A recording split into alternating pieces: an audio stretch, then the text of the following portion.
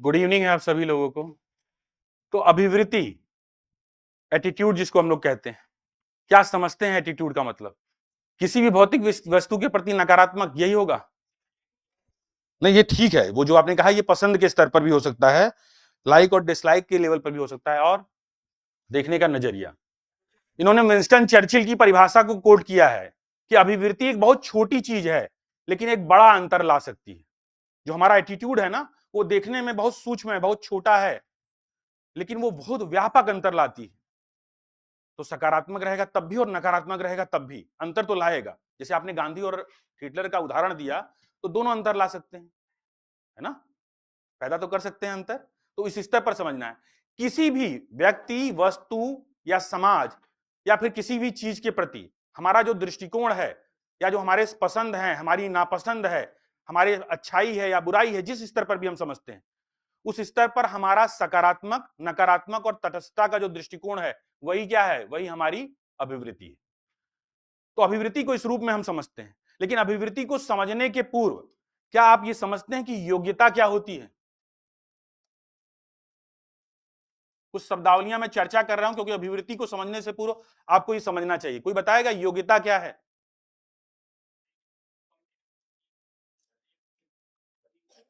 तो योग्यता, योग्यता का परीक्षण होगा ना। तो मान लीजिए किसी पद के लिए या किसी स्थान के लिए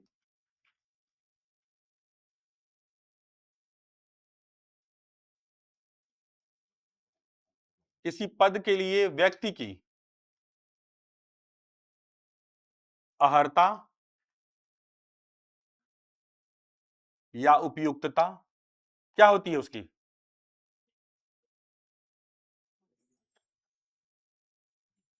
किसी पद के लिए व्यक्ति की अहर्ता या उपयुक्तता, जैसे सिविल सेवाओं में चयन है, उदाहरण के लिए समझिए। जैसा उन्होंने कहा अभी ना कि सर ये तो तुलनात्मक होगी, बात सही है, लेकिन उसके आधार पर जो तुलनात्मकता होगी वो किसके आधार पर होगी?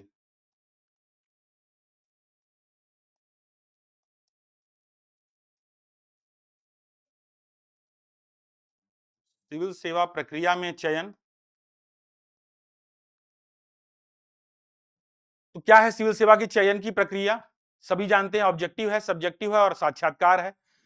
तो ये उपयुक्तता का चयन कैसे होगा, मेरिट का चयन कैसे होगा? एग्जामिनेशन के माध्यम से। तो 5 लाख प्रतिस्पर्धी भाग लेंगे एक साथ, और 5 लाख प्रतिस्पर्धियों में से स्क्रीनिंग टेस्ट होगा, उसमें से कुछ हजार लोगों को टिकट मिलेगा मेंस के लिए।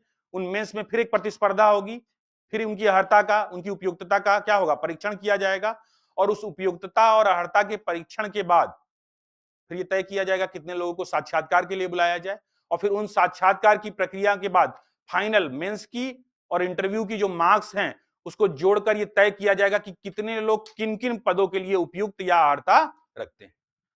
तो योग्यता किसके किसके क्रम में देखी जाती है?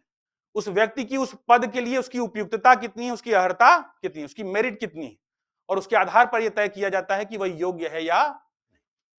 तो योग्यता है। ऐसे ही मान लीजिए एक शब्दावली है कौशल, स्किल। तो कौशल,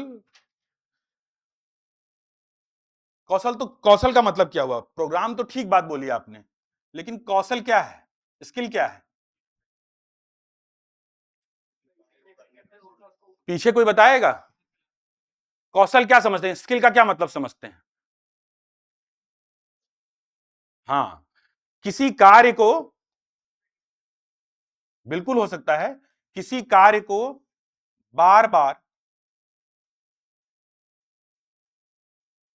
बार बार अभ्यास करने के बाद,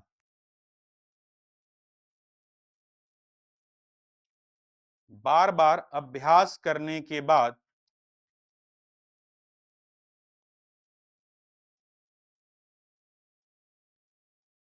प्राप्त निपुणता, जैसे मान लीजिए कह सकते हैं, या दक्षता कह सकते हैं, है ना? तो ये स्किल होगा, ये कौशल होगा।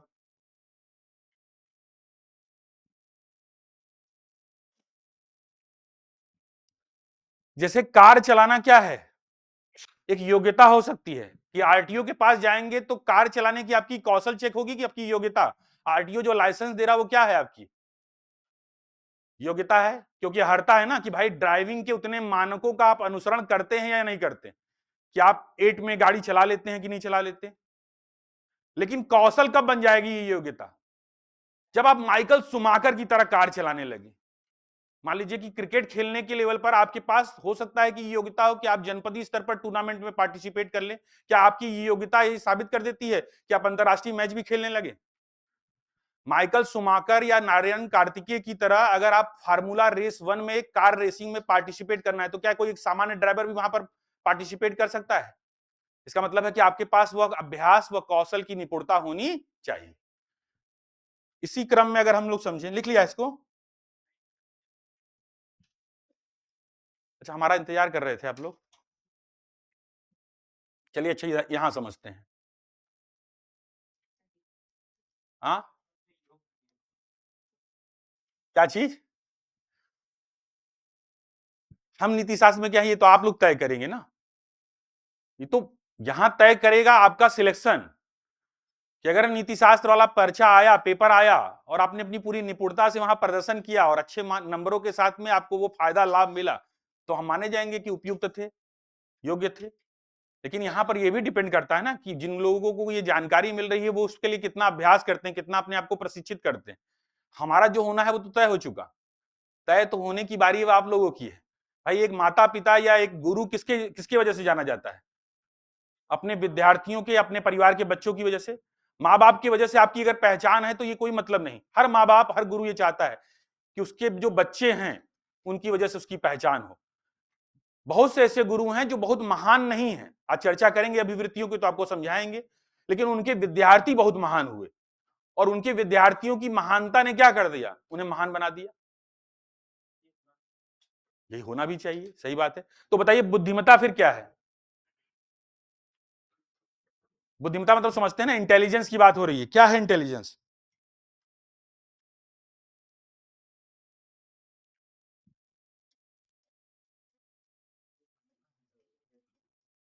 किसी व्यक्ति की मानसिक, बौद्धिक क्षमता क्या हो जाती है? उसकी बुद्धिमत्ता हो जाती है। खास करके किस चीज में? संख्यात्मक योग्यताओं के स्तर पर,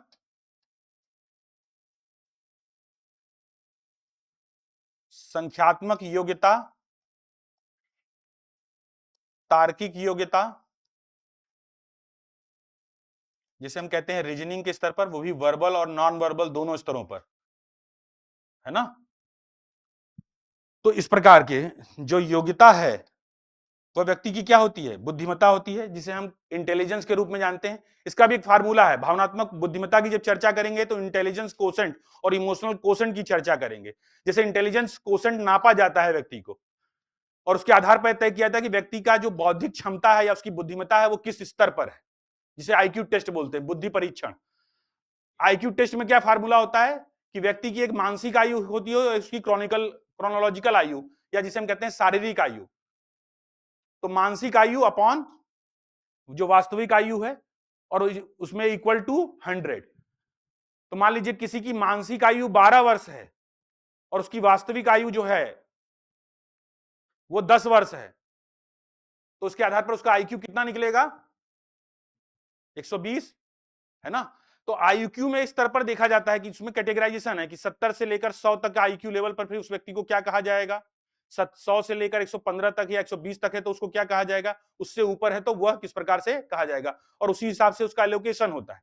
70 से अगर नीचे है तो फिर मानसिक मंदता या जिसे हम मेंटल रिटार्डेड कहते हैं, उसमें भी कई सारे कैटेगरी है कि 70 से लेकर जो है आपका 59 तक या 59 से लेकर 50 तक और फिर उसके नीचे, और उसके ऊपर अगर है तो उस प्रकार से। तो जैसे 120 से 130 के आसपास हैं तो बहुत उच्च बुद्धिमत्ता वाले लोग माने जाते हैं। कई कई ऐसे भी पाए जाते हैं, जैसे अमेरिका में एक लेडी है, उनका 220 आईक्यू लेवल है, बहुत हाई लेवल के आईक्यू है। बहुत सारे बच्चे हैं जो ऑटिज्म वगैरह जैसी बीमारियों से, मनोविकार से पीड़ित हैं, लेकिन इतना फोकस्ड हैं तो उनका आईक्यू लेवल बहुत ज्यादा निकल कर भी आता है। तो ऐसे स्तर पर भी चीजें देखी जाती हैं, लेकिन औसतन ये माना जाता है कि 115 से ऊपर का जो आईक्यू है, 115 से लेकर 130 के मध्य का जो आईक्यू है वो एक अच्छा इंटेलिजेंस माना जाता है कि व्यक्ति की मानसिक बौद्धिक क्षमता जो है वो उसकी बुद्धिमत्ता के स्तर पर अच्छी है। तो जब भावनात्मक बुद्धिमत्ता को समझेंगे, इमोशनल इंटेलिजेंस समझेंगे, तो इसी के सापेक्ष में समझने का प्रयास करेंगे। लेकिन यहां पर भी एटीट्यूड के स्तर पर भी इस शब्दावली का प्रयोग आएगा। और इसी के साथ साथ बना लिया है, बढ़े आगे। अभिक्षमता या अभिरुचि,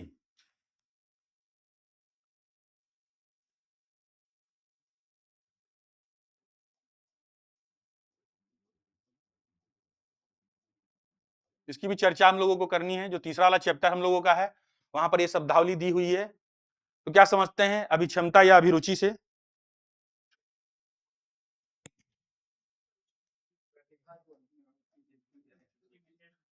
देखो, किसी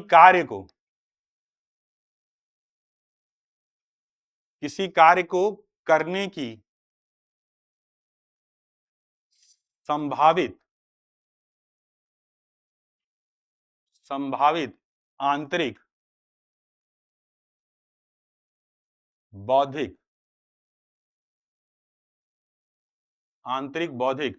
क्षमता को क्या कहते हैं? अभिक्षमता या अभिरुचि। तो ये अभिक्षमता को जन्मजात माना जाता है, लेकिन यही नहीं कि जन्मजात होने पर ही ये योग्यता होगी। ये प्रशिक्षण के द्वारा या अनुकूल वातावरण उपलब्ध कराने से भी व्यक्ति अपनी अभिक्षमताओं का क्या कर सकता है? संवर्धन कर सकता है, अपनी उस योग्यता को विकसित कर सकता है। तो ये माना जाता है कि ये जन्मजात भी होती है। लेकिन जरा बताइए, क्या अभिवृत्तियां जन्मजात होती हैं? कितने लोग हैं जो मानते हैं कि एटीट्यूड भी जो होता है वो जन्मजात होता है? एटीट्यूड जन्मजात नहीं होता। जैसे मूल्य है ना, मूल्य जन्मजात होते हैं या वो सीखी गई योग्यता है? इतना तो क्लियर है ना। क्यों सीखी गई योग्यता है? क्योंकि व्यक्ति किस किस प्रोसेस से सीखता है? सामाजिकरण से, सोशलाइजेशन से। चर्चा हम लोगों ने कर ली है, तो अच्छी बात है कि कम से कम आप लोग रिकॉल कर रहे हैं। सामाजिकरण की प्रक्रिया में व्यक्ति क्या हो रहा है? नए नए अनुभव प्राप्त कर रहा है और उन्हीं अनुभवों के सापेक्ष में अपनी योग्यता को विकसित कर रहा है। अभिवृत्ति एक दृष्टिकोण है, जैसा मैंने कहा। और जब दृष्टिकोण है, तो जैसे मान लीजिए कि आपके सामने गिलास में पानी है, लेकिन पूरा भरा हुआ नहीं है, आधा है। तो आधा जो गिलास है, उसको देखने के दृष्टिकोण, उसका नजरिया क्या हो सकता है? अलग अलग हो सकता है कि नहीं हो सकता? जैसे कोई कहेगा कि गिलास आधा भरा हुआ है और गिलास आधा खाली है। जो गिलास आधा भरा हुआ देख रहा है वो पॉजिटिव एटीट्यूड प्रदर्शित कर रहा है, और जो आधा गिलास खाली देख रहा है वो नेगेटिव एटीट्यूड प्रेजेंट कर रहा है। एक बहुत फेमस दंत कथा है, और वो दंत कथा क्या है कि एक सैनिक, युवा सैनिक डरा डरा भागा भागा अपने कर्नल के पास गया, और कर्नल के पास पहुंचकर क्या कहता है कि दुश्मनों ने हमें चारों तरफ से घेर घेर लिया है। चिंता है, कंसर्न है उसकी इस बात में, लड़खड़ाहट है उसकी इस बात में। और कर्नल बड़े आराम से कहता है कि यार ये बहुत अच्छी बात है, इसका मतलब है कि अब हम चारों तरफ से हमला कर सकते हैं। तो दुश्मनों ने अगर हमें चारों तरफ से घेर लिया है, तो इसका मतलब क्या है कि जिस तरफ गोली मार चलाएंगे उस तरफ से दुश्मन क्या होगा? गिरेगा। तो दोनों के स्तर पर, एक तरफ वो घबराया हुआ है, चिंतित है, क्योंकि नेगेटिव एटीट्यूड के साथ कि अब बचने की संभावना नहीं, और वहां पर कह रहा है कि जब युद्ध भूमि में उतरी गए हैं और दुश्मन ने अब चारों तरफ से घेर ही लिया है, तब तो ये संभावनाएं बढ़ जाती हैं कि हम क्या कर सकते हैं? ज्यादा लोगों को मार सकते हैं। तो यहां इस रूप में समझने का प्रयास करिए कि जैसे जनसंख्या है, पॉपुलेशन है, इसी क्लास में अगर हम सर्वे कर लें, तो जनसंख्या किसी के लिए एक समस्या हो सकती है, और दूसरे के लिए क्या हो सकता है? दृष्टिकोण, संसाधन हो सकता है। कि अगर डेमोग्राफिक डिविडेंड के रूप में, जननांकिकी परिवर्तन के रूप में उनको परिवर्तित कर दिया जाए, तो वही पॉपुलेशन जो कि समस्या दिख रही है, वो जननांकिकी लाभांश के रूप में परिवर्तित हो जाएगा, क्योंकि सबके पास दक्षता होगी, योग्यता होगी, और सबके पास अगर काम होगा तो वो प्रोडक्टिविटी, उत्पादकता को क्या कर देंगे? बढ़ा देंगे। लेकिन अगर उनके पास कार्य नहीं है, तो वो फिर किसके रूप में परिवर्तित हो जाएंगे? बोझ के रूप में, और फिर ये एक समस्याजनक स्थितियां उत्पन्न कर देंगे। जैसे मान लीजिए कि कहते हैं कि विकास बनाम पर्यावरण, ये मुद्दा आता है ना, तो कोई ये कह सकता है कि भैया इस समय में हम एक डेवलपिंग कंट्री हैं, और हम अगर डेवलपिंग कंट्री हैं, एक विकासशील देश हैं, तो हमारे सामाजिक आर्थिक पुनर्निर्माण की आकांक्षाएं हमसे कहती हैं कि हमें तेजी से विकास करना चाहिए। लेकिन दूसरे का दृष्टिकोण है कि विकास कीजिए, लेकिन पर्यावरण की कॉस्ट पर नहीं। उसकी कॉस्ट बेनिफिट एनालिसिस होनी चाहिए, लागत लाभ का सिद्धांत वहां पर कारगर होना चाहिए कि पर्यावरण की कॉस्ट पर किसी भी प्रकार का विकास सही नहीं होगा। एक तीसरा दृष्टिकोण भी हो सकता है कि पर्यावरण की जरूरतों को समझते हुए विकास किया जाए। तो कहने का मतलब क्या हुआ कि नजरिए हैं, अभिवृत्तियां हैं, और देख रहे हैं ना कि अभिवृत्तियां भी क्या हैं? अलग अलग प्रकार की हैं। लेकिन जैसा कि एक मनोवैज्ञानिक है, नाम है उनका जिग जिगलर, एक लेखक है अमेरिका के, बहुत फेमस लेखक हैं जिग जिगलर ने, उन्होंने देखिए क्या कहा। उन्होंने कहा कि ये अभिक्षमता जो है, ये नहीं, अभिवृत्ति ही वह योग्यता है, या अभिवृत्ति ही वह चीज है जो व्यक्ति के व्यक्तित्व का निर्धारण करती है। ये बात ठीक है, क्योंकि मैक्सिमम लोगों का मानना है कि व्यक्ति की जो अभिक्षमताएं हैं, उसकी अभिरुचियां हैं, जो उसकी संभावित क्षमताएं हैं, वही उसके व्यक्तित्व का निर्धारण करती हैं। लेकिन जिग जिगलर जैसे लोगों का मानना है कि ना, एटीट्यूड ही सब कुछ है, एटीट्यूड ही है जो अभिक्षमता का बेहतर संवर्धन कर सकता है। अभिक्षमता जेब में पड़ी हुई नगदी की भांति है। पैसा अगर जेब में पड़ा है, लेकिन अगर उसका उपयोग करने की कला अपने अंदर नहीं है, तो फिर अभिक्षमता का कोई उद्देश्य नहीं है। अभिवृत्ति ही है जो उस जेब में पड़ी हुई नगदी का सही उपयोग कैसे किया जाए, इसका तरीका हमें बता सकती है। मान लीजिए कि अभिक्षमता के रूप में आप ये समझिए कि कोई विकृत चित्त व्यक्ति है, कुछ साइकोलॉजिकल समस्याएं उसको हैं, और अगर उसको आप क्या कर दीजिए, 2000 रुपए की नकदी प्रदान कर दीजिए, क्या वो जानता है कि उसका उपयोग कैसे किया जाएगा?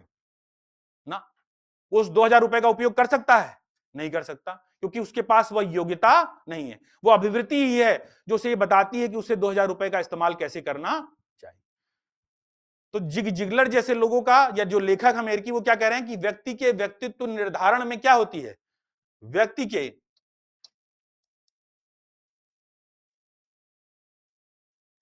व्यक्तित्व के निर्धारण में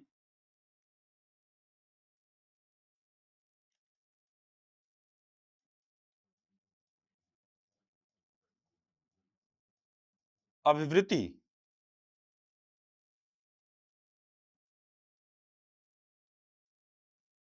सबसे महत्वपूर्ण अभिकरण है।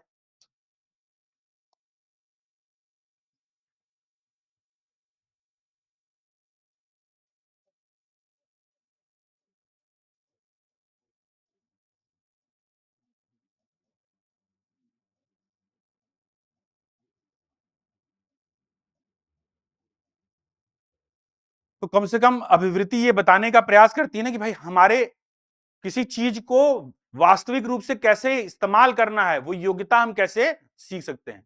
जैसे आप समझिए कि आपकी जनरेशन में, लेकिन हम लोग जब जनरेशन में थे और जब हम लोग क्रिकेट के बहुत प्रशंसक हुआ करते थे, तो हम लोगों ने सचिन तेंदुलकर को, जिन्हें क्रिकेट का भगवान कहा जाता है ना, उनको क्रिकेट देखते हुए हम लोग बड़े हुए, और क्रिकेट के प्रति इतना वो था। लेकिन दो खिलाड़ी थे और एक ही गुरु से दोनों ने अभ्यास किया। दोनों के गुरु कौन थे? विनोद कांबली और सचिन तेंदुलकर। साथ साथ लगभग अंतरराष्ट्रीय क्रिकेट में पदार्पण किया दोनों ने। गुरु थे रमाकांत आचरेकर। दोनों को उन्होंने क्या किया? प्रशिक्षित किया, शिक्षित किया। और दोनों ने जब एक साथ क्रिकेट में पदार्पण किया, तो सचिन तेंदुलकर से ज्यादा बेहतरीन करियर विनोद कांबली का था, ज्यादा अच्छा प्रदर्शन कर रहे थे। लेकिन एक गेंद ने उनको विस्मित किया, एक बाउंसर आया और उस गेंद ने जब विस्मित किया, तो उन्होंने अपनी अभिवृत्ति की योग्यताओं पर क्या करने लगे? शक करने लगे, और क्रिकेट में उनका प्रदर्शन लगातार निराशाजनक होने लगा। लेकिन वही सचिन तेंदुलकर लगातार प्रशिक्षण में, लगातार अभ्यास में, क्योंकि सकारात्मक मनोवृत्ति बना के रखी। कहते हैं ब्रेड हॉग ने एक बार उनका विकेट ले लिया और बॉल लेकर पहुंच गया सचिन तेंदुलकर के पास, क्या आप इस पर अपना ऑटोग्राफ दे दीजिए, क्योंकि मैंने ये विकेट आपका ले लिया। कहते सचिन तेंदुलकर ने लिखा कि अब तुम अंतरराष्ट्रीय खेल में मुझे कभी भी इस प्रकार की गेंद पर आउट नहीं कर पाओगे। और ब्रेड हॉग उसके बाद कई बार उनसे बॉलिंग के स्तर पर वो आया, लेकिन कभी भी उस प्रकार से वो अपना विकेट फेंक कर नहीं गए। तो ये है अगर सकारात्मक पॉजिटिव एटीट्यूड है आपका, आपकी पॉजिटिव अभिवृत्ति है, तो आप उस पर लगातार अभ्यास करके क्या करते हैं? तो सचिन महान बने अपने उस प्रदर्शन के द्वारा। आप लोगों की जनरेशन में आपने एमएस धोनी को देखा, महेंद्र सिंह धोनी को। अंतरराष्ट्रीय क्रिकेट में जब टीम का सिलेक्शन हो रहा था 2003 के वर्ल्ड कप के समय में, तो उनका चयन नहीं हुआ। जब चयन नहीं हुआ तो उनके पास दो विकल्प हैं, एक तो निराशा के नेपथ्य में चले जाना, निराशा के पर्दे के पीछे चले जाना, और जो मिला है उस पर खुश हो जाना कि टीटी की नौकरी मिल गई, अब उसी से खुश हो लिया जाए। और दूसरा तो यह है कि भैया अपने आप को क्या करना, कि इतने से काम नहीं होने वाला, इसका मतलब है कि अभ्यास और करना होगा, प्रदर्शन और उत्कृष्ट करना होगा, तभी ये दुनिया जान सकती है। बताइए, महेंद्र सिंह धोनी ने, इतिहास है ना ये, तो कौन सा विकल्प चुना, पहला या दूसरा? दूसरा विकल्प ना, कि भाई नौकरी से रिजाइन किया ना और अपने आप को प्रशिक्षित किया, तो वो और कौन से तरीके हो सकते हैं, क्योंकि इतने से नहीं हो पा रहा, तो वो तरीके और कौन से हो सकते हैं जिससे अपनी क्षमताओं का संवर्धन किया जाए, जिससे अपनी योग्यताएं विकसित की जाए, और उस दिशा में वो प्रयासरत हो गए। रामायण के रोचक प्रसंग के बारे में तो आप सभी जानते हैं ना, कि भाई हनुमान और जामवंत के साथ में क्या कह गए हैं, सीता की खोज में गए हुए हैं। समुद्र के किनारे जब पहुंच गए और बताया कि भाई समुद्र के उस पार में सीता है, तो सब लोग बैठकर सोच रहे हैं, और हनुमान भी तो बैठे हुए हैं ना। तो जरा बताइए, क्या हनुमान के पास अभिक्षमता नहीं है? थी ना, लेकिन अभिवृत्ति नहीं थी। कह रहे थे भैया जामवंत कुछ नहीं सोच पा रहे हैं, अंगद कुछ नहीं सोच पा रहे हैं, मैं क्या सोच पाऊंगा? और जामवंत क्या कह रहे हैं, का चुप साध रहा बलवाना, है ना। रामचरितमानस की वो चौपाई तो आप लोगों को याद ही है ना। वो क्या कर रहे हैं, वो अभिक्षमता का परिमार्जन कर रहे हैं, अभिक्षमता का परिशोधन कर रहे हैं ना, अभिवृत्ति का परिशोधन कर रहे हैं।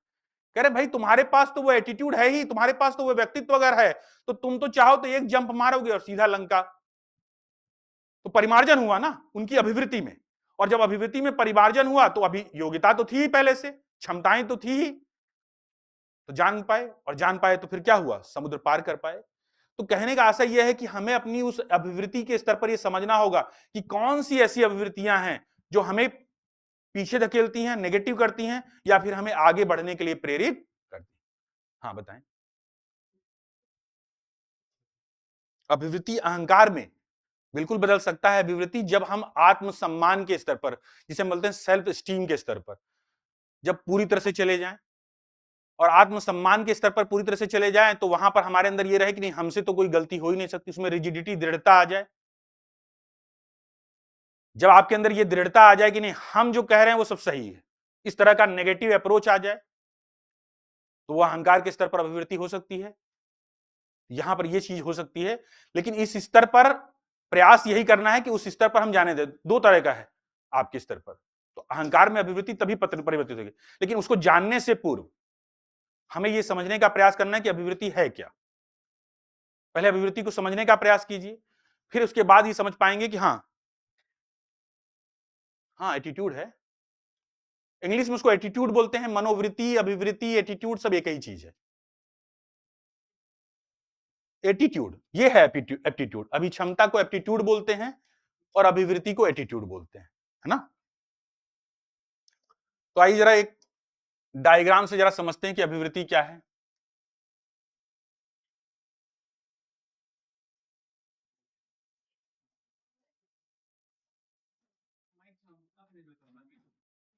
हम्म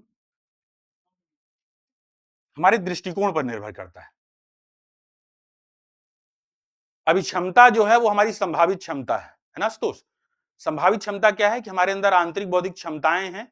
अगर उस पर हम लगातार प्रशिक्षण करें, लगातार अनुकूलन स्थापित करें, तो हम उसका संवर्धन कर सकते हैं। लेकिन ये दृष्टिकोण ही तो है जो हमें प्रेरित करेगा कि सकारात्मक और नकारात्मक दृष्टिकोण को हम कैसे विकसित करें। तो किसी विषय के संदर्भ में, किसी विषय के संदर्भ में सकारात्मक, नकारात्मक,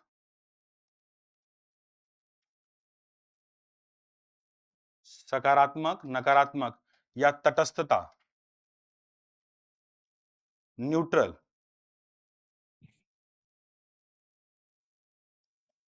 मतलब किसी वस्तु, स्थान, व्यक्ति या समाज के प्रति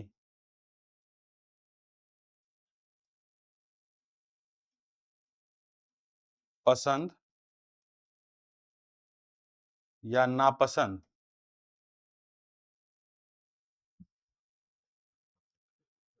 तो किसी वस्तु, स्थान या व्यक्ति के प्रति हमारी जो पसंद या नापसंद है, वो किस रूप में होती है, हमारी अभिवृत्ति के रूप में। उसमें तीन दृष्टिकोण हो सकते हैं, या तो वो सकारात्मक होगा, या तो नकारात्मक होगा, या तो फिर तटस्थता का दृष्टिकोण होगा। जैसे मान लीजिए आप कहें कि मुझे मीठा खाना बहुत पसंद है, या मुझे प्रेमचंद्र का उपन्यास पढ़ना बहुत पसंद है, मुझे करेला खाना पसंद नहीं, या मुझे खिचड़ी खानी अच्छी नहीं लगती या पसंद नहीं। तो यह अभिवृत्ति ही तो है ना, कि आपका दृष्टिकोण किसी चीज को लेकर किस प्रकार का है। सकारात्मक और नकारात्मक,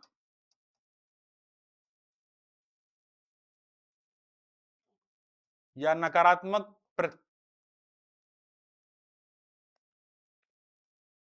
सकारात्मक और नकारात्मक प्रतिक्रिया एक सीखी हुई योग्यता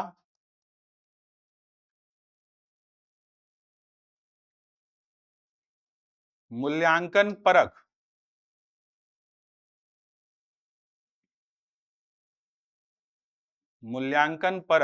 विशेषता। क्यों विशेषता है मूल्यांकन परक? देखिए जरा, विश्वासों, जो बिलीफ है हमारा, विश्वासों, भावनाओं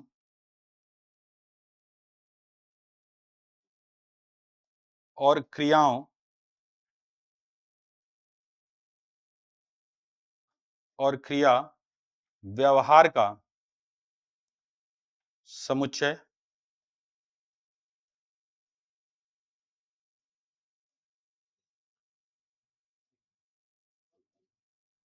सामाजिक परिवेश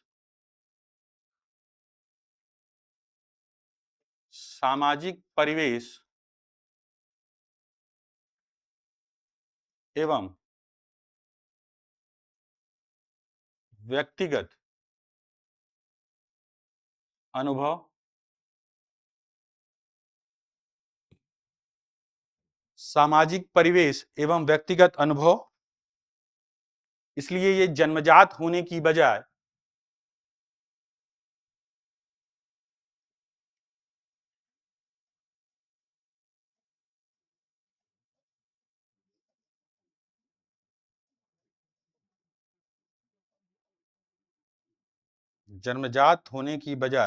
सीखी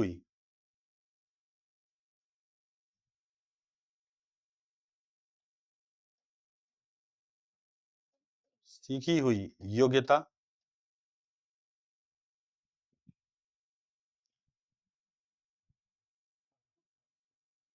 तो किसी विषय वस्तु के संदर्भ में हमारी कैसी सकारात्मक, नकारात्मक और तटस्थ दृष्टिकोण को हम क्या कह सकते हैं? अभिवृत्ति। और अभिवृत्ति एक सीखी हुई योग्यता का मतलब क्या हुआ?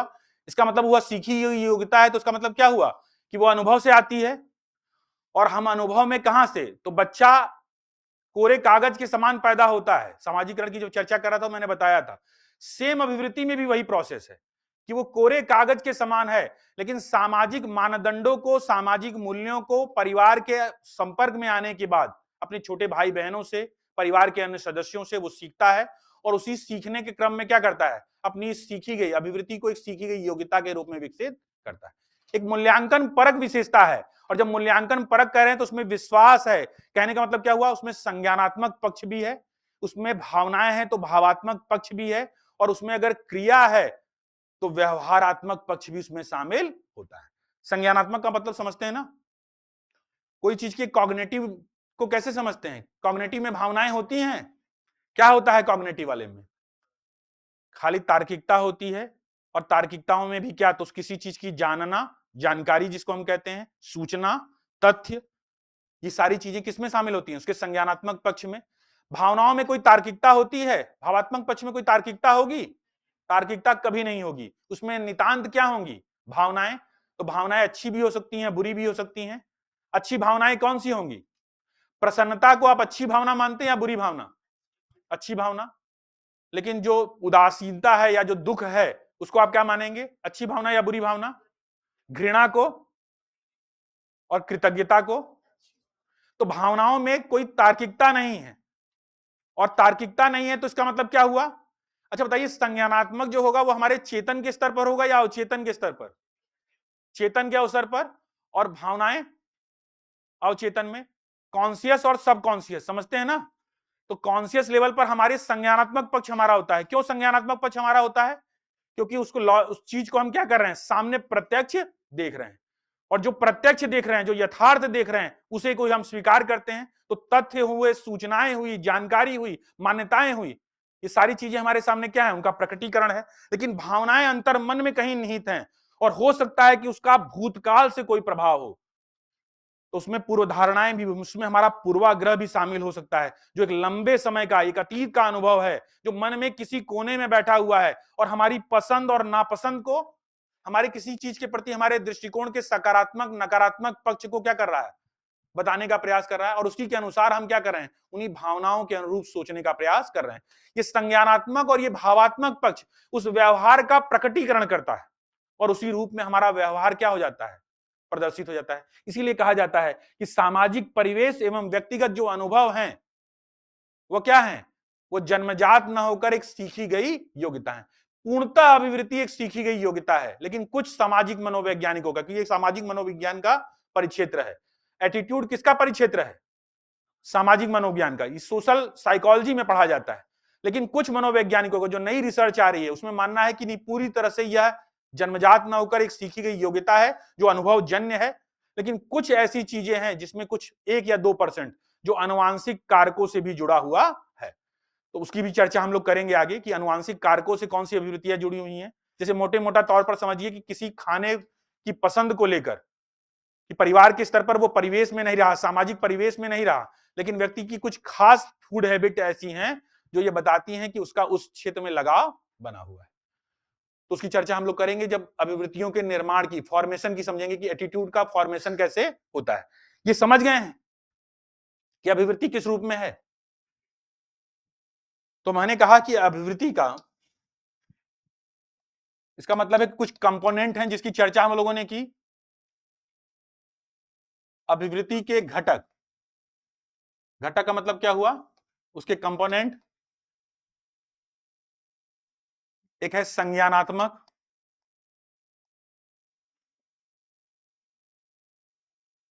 एक है भावात्मक,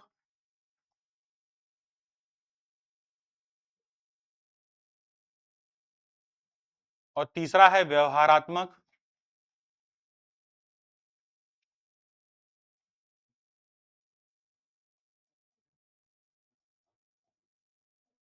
किसी विचार के प्रति हमारी सामान्य अवधारणा क्या होती है, संज्ञानात्मक घटक।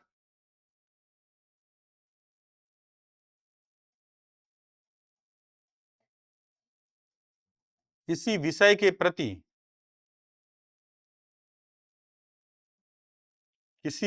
प्रति हमारे मन में, किसी विषय के प्रति हमारे मन में अंतर्निहित भावना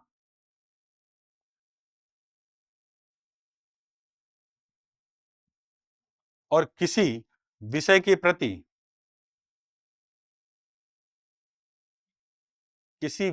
प्रति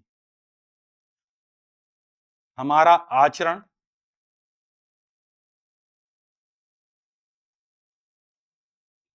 क्या होता है उसका, व्यवहारात्मक घटक। 3 महत्वपूर्ण घटक होते हैं अभिवृत्ति के, संज्ञानात्मक, भावात्मक और व्यवहारात्मक।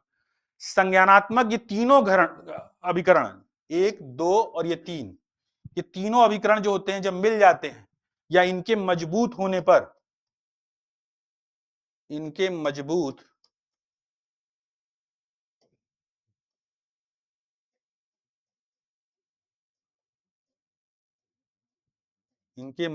होने पर अभिवृत्ति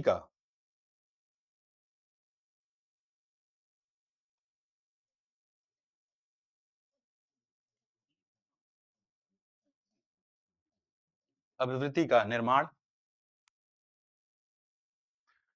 है ना। तो 3 जो महत्वपूर्ण घटक हैं कौन कौन से, संज्ञानात्मक, भावात्मक और व्यवहारात्मक। संज्ञानात्मक में क्या होता है, किसी विचार के प्रति हमारी एक सामान्य जो अवधारणा है कि हम क्या उसमें तार्किकता, उसमें किस प्रकार का विचार, उसमें किस प्रकार की चीजों को हम जानते हैं और समझते हैं, उसके आधार पर, और फिर उसके प्रति हमारी फीलिंग्स क्या हैं, उसके प्रति हमारी अनुभूतियां कैसी हैं, भावनाएं कैसी हैं, सकारात्मक, नकारात्मक, किस प्रकार की भावनाएं हैं।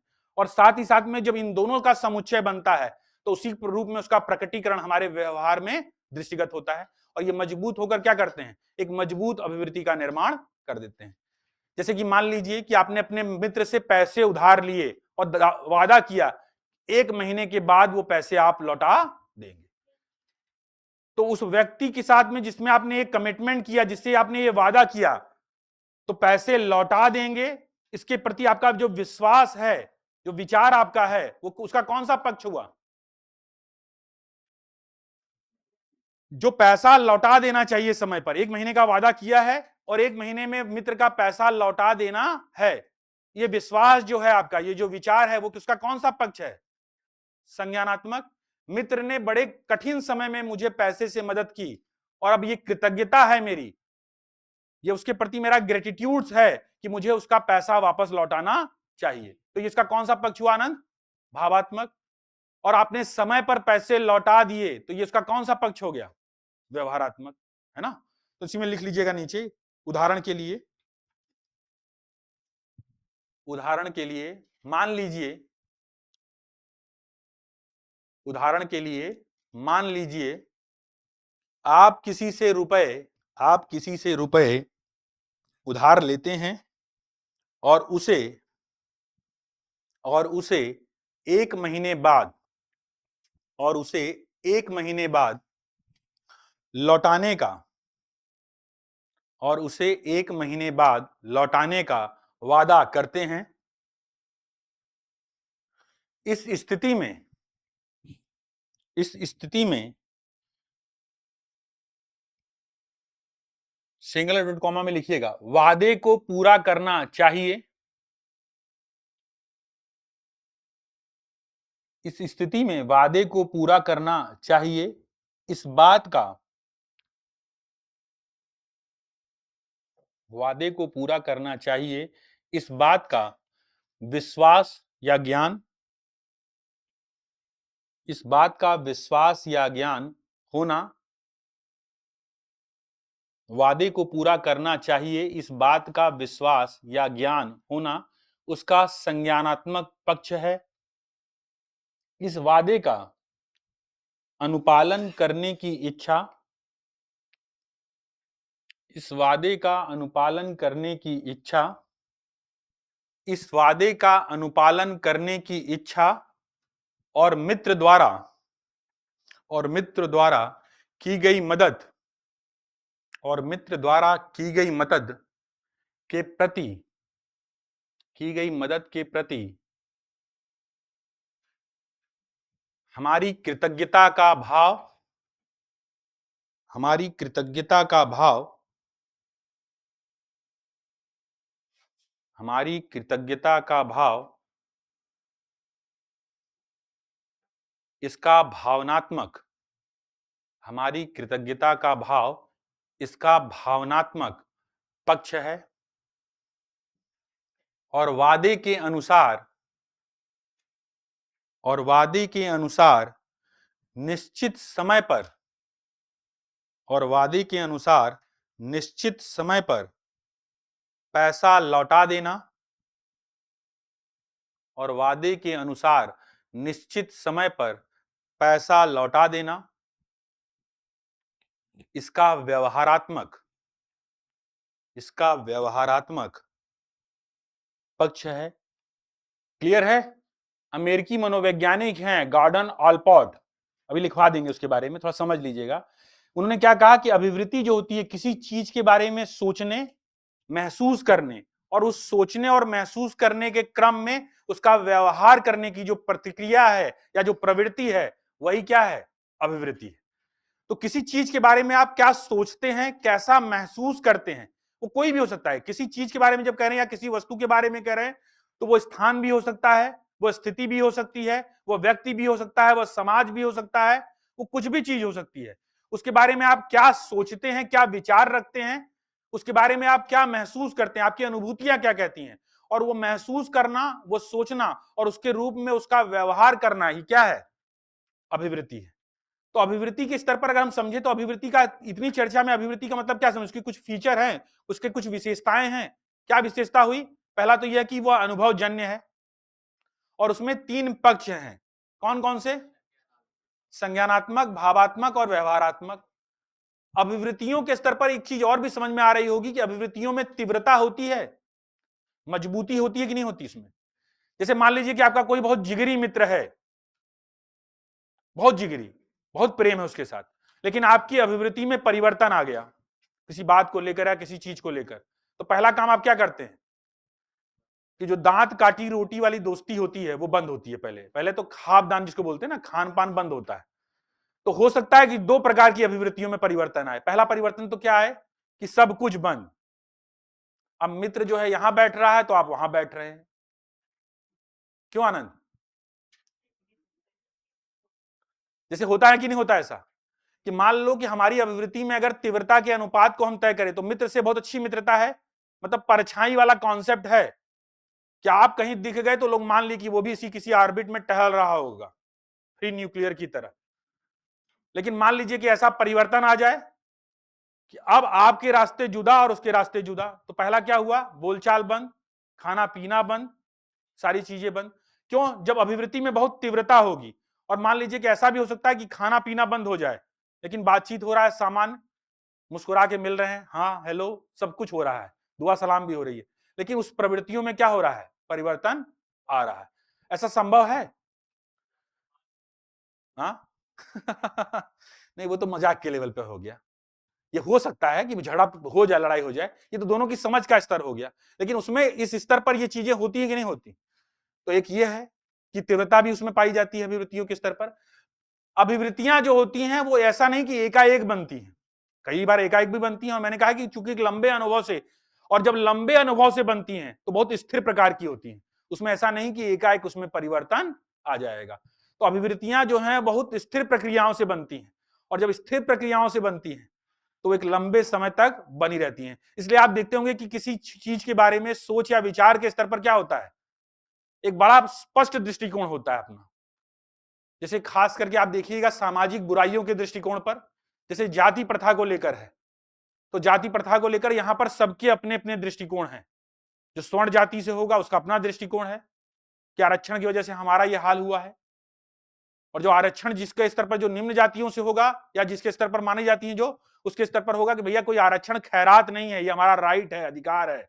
इतने हजारों साल तक जो शोषण हुआ है ये क्षतिपूर्ति है और ये समाज पर लागू होता है, और अगर इसका कहीं भी उल्लंघन हो रहा है तो वह ठीक नहीं हो रहा है। तो दृष्टिकोण है ना, दोनों के अलग अलग दृष्टिकोण हैं, दोनों की अभिवृत्तियां अलग अलग हैं, दोनों के सोच विचार भावनाएं और उनके व्यवहार करने का तरीका भी क्या है?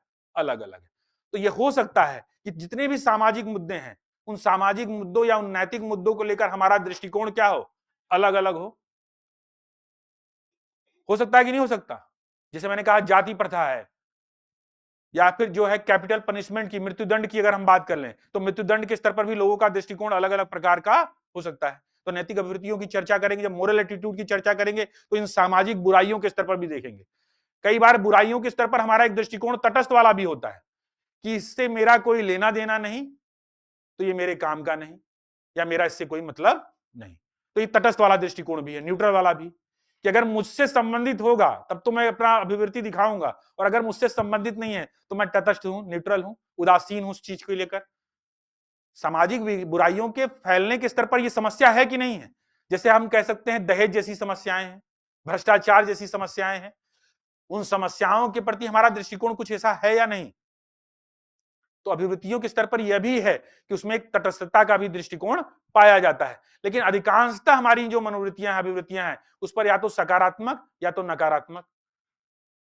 तो हमें यह समझना होगा कि कौन सी तो अभिवृत्ति के स्तर पर, जैसे इन्होंने कहा ना कि अभी अहंकार वाले के स्तर पर या कोई अभिवृत्ति है और हम ये सोच रहे हैं कि वो नकारात्मक है, तो हमें ये जांचने का प्रयास करना चाहिए कि नकारात्मक क्यों है। अगर उसमें बदलाव लाना चाहते हैं तो उसका काउंटर लेकर आइए कि किसी व्यक्ति के बारे में अगर आप गलत सोच रहे हैं, गलत विचार रख रहे हैं, या उसके प्रति आपकी भावनाएं गलत हैं, तो आप उसमें विचार करिए ना कि उसका काउंटर पार्ट क्या हो सकता है, क्यों वो व्यक्ति बुरा नहीं हो सकता।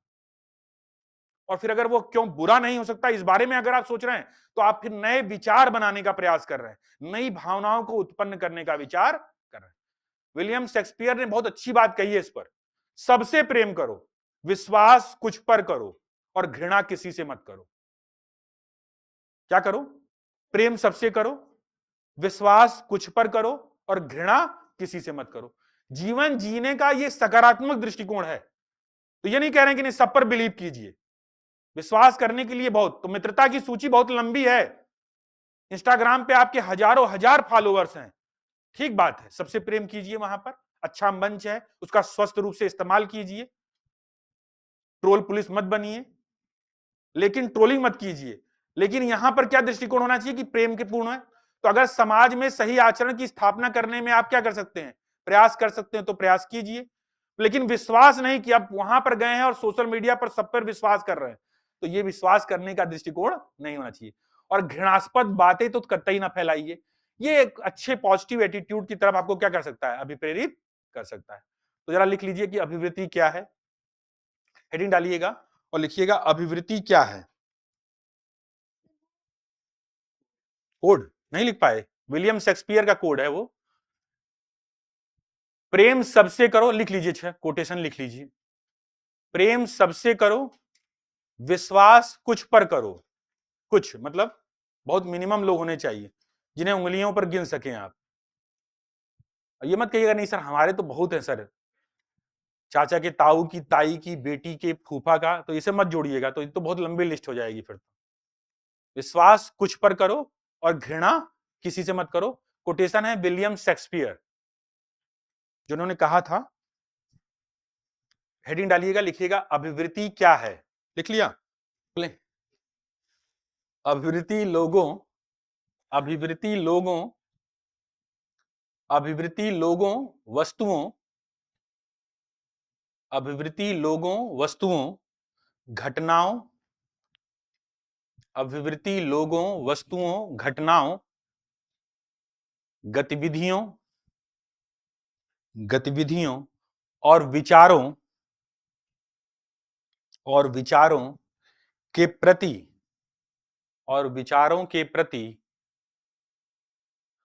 हमारा सकारात्मक नकारात्मक नकारात्मक एवं तटस्थता का दृष्टिकोण है।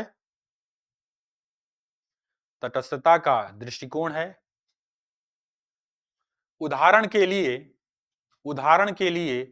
एक व्यक्ति सिविल सेवकों के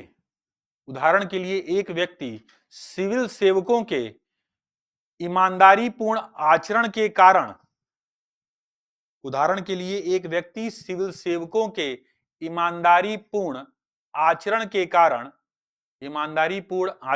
कारण उनके प्रति सकारात्मक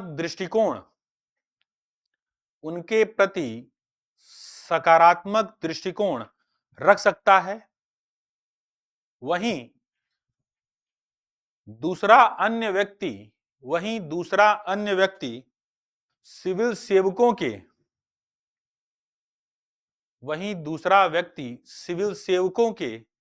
भ्रष्टाचारपूर्ण कृत्य के कारण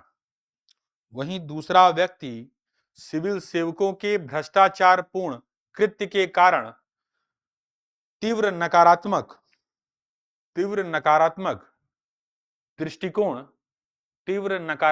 दृष्टिकोण रख सकता है। अमेरिकी मनोवैज्ञानिक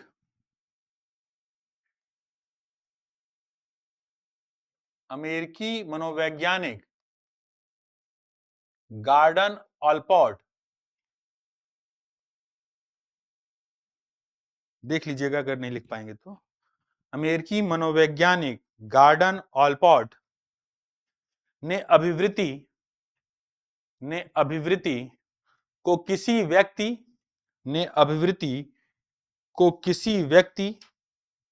अमेरिकी मनोवैज्ञानिक गॉर्डन ऑलपॉट ने अभिवृत्ति को किसी व्यक्ति या वस्तु के प्रति एक विशेष तरीके से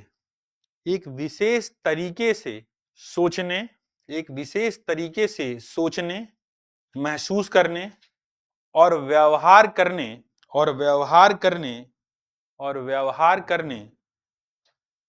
की सीखी हुई प्रवृत्ति के रूप में परिभाषित किया है। इस प्रकार अभिवृत्ति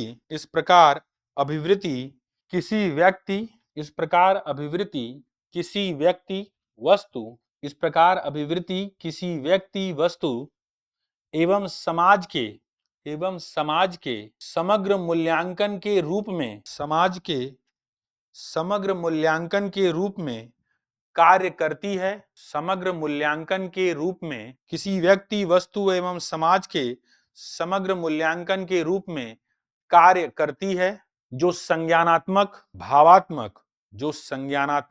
भावात्मक और व्यवहारिक जानकारी पर आधारित होता है, हेडिंग डालिएगा, लिखिएगा अभिवृत्ति की विशेषताएं,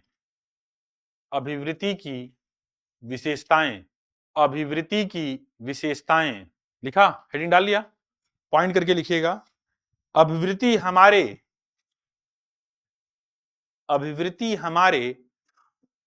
पूर्व अनुभवों से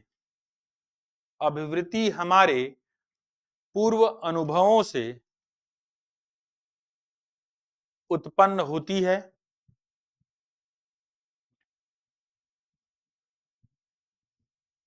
दूसरा पॉइंट लिखिएगा, अभिवृत्ति में सोच, भावना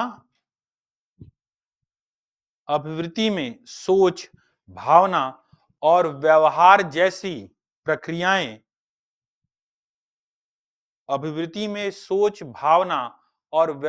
जैसी प्रक्रियाएं, शामिल होती हैं।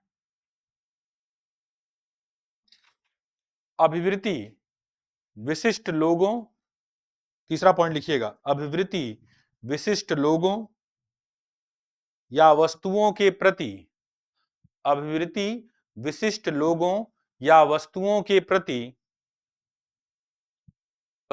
प्रति, विशेष तरीके से व्यवहार करने के लिए प्रेरित करती है। नेक्स्ट पॉइंट लिखिएगा, अभिवृत्ति समय के साथ, अगला पॉइंट लिखिएगा, अभिवृत्ति समय के साथ बने रहते हैं और अपेक्षाकृत स्थिर होते हैं।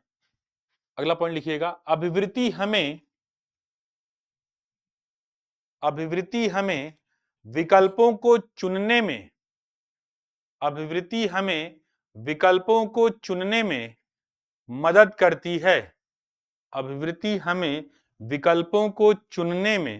मदद करती है। पैराग्राफ चेंज करिएगा। अभिवृत्ति का संबंध किसी विशेष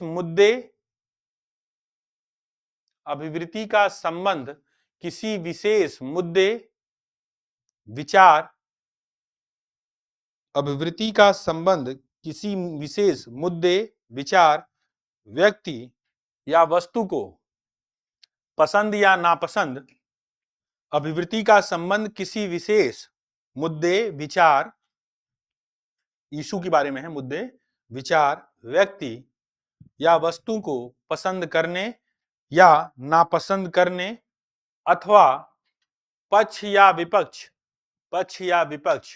में होने से है। हमारी अभिवृत्ति वस्तु के संबंध में हमारे सभी प्रासंगिक विचारों,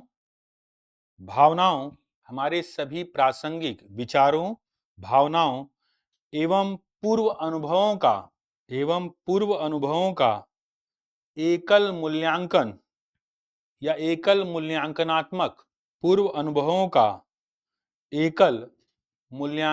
मूल्यांकनात्मक सारांश है। कहां भूल गए, विचारों, भावनाओं एवं पूर्व अनुभवों का एकल मूल्यांकनात्मक सारांश है। अभिवृत्ति क्लियर हो गई ना? कोई है ऐसा भी जिसको ना समझ में आया हो कि अभिवृत्ति क्या है? कहा ना कुछ चीजों में, लेकिन पूरी तरह से नहीं हो सकता। क्यों? क्योंकि बच्चा जब पैदा होता है तो एकदम कोरे कागज की समान होता है। दो चीजें याद रखिएगा। देखिए, अगर आप लोगों ने अभी तक समझा होगा तो नैतिकता को आप क्या है, नैतिकता क्या है, समाज परक है या व्यक्ति परक? हाँ, नैतिकता, मोरालिटी, नीति शास्त्र की बात नहीं हो रही है, इथिक्स की बात नहीं हो रही है। तो नैतिकता व्यक्ति परक है, तो व्यक्ति परक होने के क्रम में हम नैतिक हो भी सकते हैं और नहीं भी हो सकते, संभव है ना, ये तो चीज चर्चा हो ही चुकी, कई सारे मुद्दों पर चर्चा हो रही थी। तो देखिए ना, कोरिलेशन है ना। और फिर मूल्यों के स्तर पर, तो मूल्य कैसे अपनाते हैं, समाज से और सामाजिकरण की प्रक्रिया में सीखते हैं, सीखते कि नहीं सीखते? तो नैतिकता भी व्यक्तिपरक है, नैतिकता भी सीखी जाती है, मूल्य भी व्यक्तिपरक हैं, सीखे जाते हैं। अच्छे मूल्य सीखे तो अच्छा, बुरे मूल्य सीखे तो बुरा। साधन मूल्यों पर फोकस किया तो साधन वाले मूल्य, तो हमारे लिए संपत्ति और ये सारी चीजें जो है आकर्षण का विषय है, और उनसे हम अपने सुख कामनाओं की इच्छा रखते हैं, वो हमारा मूल्य है, उस आधार पर हम उसको महत्व देते हैं। लेकिन कहा जा रहा है ना कि जब आप इसका मूल्यांकन करते हैं तो समाज विषयक दृष्टिकोण अपनाना पड़ता है। कि पहला तो ये कि संपत्ति का संरक्षण आपके द्वारा किया जा रहा है, संपत्ति अर्जित की जा रही है, तो समाज भी कहता है कि ठीक बात है, संपत्ति अर्जित कीजिए। लेकिन अगर वो किसी को हानि पहुंचाकर या अपने स्वार्थ के लिए की जा रही है, किसके आधार पर, दूसरे के कॉस्ट के आधार पर, तो वह दृष्टिकोण ठीक नहीं। समाज स्वीकृति नहीं देगा ना, विधि स्वीकृति नहीं देगी इस बात की, और फिर क्या ये अपराध हो जाएगा। जो इंट्रोवर्ड और एक्सट्रोवर्ड वाला जो आप कह रहे हैं ना, वो गुण है, वो इंट्रोवर्ड वाला रहेगा लेकिन इन तीनों पक्षों को शामिल तो करेगा ना। बात समझिए, जो इंट्रोवर्ड होना और वो एक्सट्रोवर्ड होना वो व्यक्तित्व है, पर्सनालिटी है, और पर्सनालिटी में मैंने क्या क्या गुणों और व्यवहारों का समूह है। तो हमारे जो एट्रीब्यूट्स हैं, जो हमारे एटिकेट्स हैं, उस रूप में है। तो ये हो सकता है कि इंट्रोवर्ट जो व्यक्ति है उसका व्यक्तित्व अलग प्रकार का हो, एक्सट्रोवर्ट है उसका व्यक्तित्व अलग प्रकार का हो। लेकिन ये तीनों पक्ष जो एटीट्यूड में जो पाए जाने वाले तीनों पक्ष हैं, ये दोनों में तीन क्या है, प्रोसेस है। तो उनकी अभिवृत्तियां अलग अलग हो सकती हैं। इंट्रोवर्ट की हो सकता है इंट्रोवर्ट की जो अभिवृत्ति है वही एक्सट्रोवर्ट की भी हो सकता है ना। तो इस रूप में है। तो जो कैरेक्टर्स हैं, जो विशेषताएं हैं, वो तो पाई जाएंगी, पर्सनालिटियों के स्तर पर अलग अलग चीजें हो सकती हैं, है ना।